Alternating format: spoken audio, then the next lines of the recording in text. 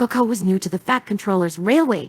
He worked on the main and branch lines and easily made friends with the other engines. Even so, he was still adjusting to their ways. One afternoon, BoCo was waiting at Thomas's junction. He glanced at the clock. The branch line train was late. Oh dear, he thought. I hope everything is all right.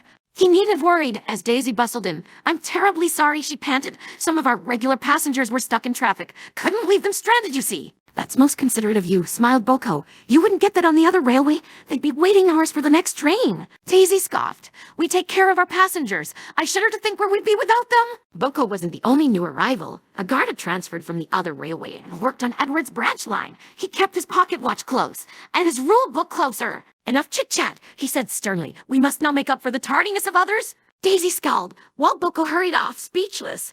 That evening, he told Edward about it. Timekeeping is all well and good, he sighed, but surely our passengers matter most. Indeed, smiled Edward. I'm glad one of you has the other railway's mentalities. I only hope our guard follows suit. The next day, BoCo collected more passengers and headed for the junction. He hadn't gone far when he heard the guard's whistle. Something's wrong, he thought, and stopped. The driver climbed into the coach and found the guard talking sternly to a passenger. What's the fuss? Asked the driver. This passenger's ticket is for a service scheduled later today, replied the guard. Therefore, they are not permitted to ride this train and must vacate the coach immediately. I'm sorry, stammered the passenger, clearly unnerved. It was a mistake. I've no money for a new ticket. I'll buy our ticket then, replied the driver. That'll put this right. You won't, retorted the guard, reaching for his rule book. Section 22 states no person shall buy a ticket on behalf of. He was interrupted by BoCo's blaring horn. For goodness sake, he growled, the poor woman's not trying to swindle us. For someone so concerned with timetables, you're only delaying this further. No, I'll be taking all my passengers to the station. We'll resolve the matter there. The guard was flabbergasted. It was Daisy's turn to worry. She sat at the platform, wondering where BoCo could be. At last, he arrived. Everything all right, me dear? She asked. He didn't get to answer. The guard stormed out in search of the station master. The passengers followed and told him how horrid he was. The noise was astounding. Silence. There stood the Fat Controller.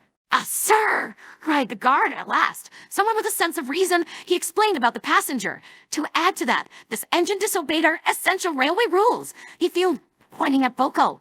It is most fortunate I came down on Daisy's train, said the Fat Controller. The situation requires immediate attention. The guard felt triumphant, for, you see, BoCo was completely right in his actions. Sir, stuttered the guard, surely. Rules and regulations must be respected, interrupted the Fat Controller, but they do not erase the need for compassion and common sense. This young lady made a mistake, much like you have in your judgment.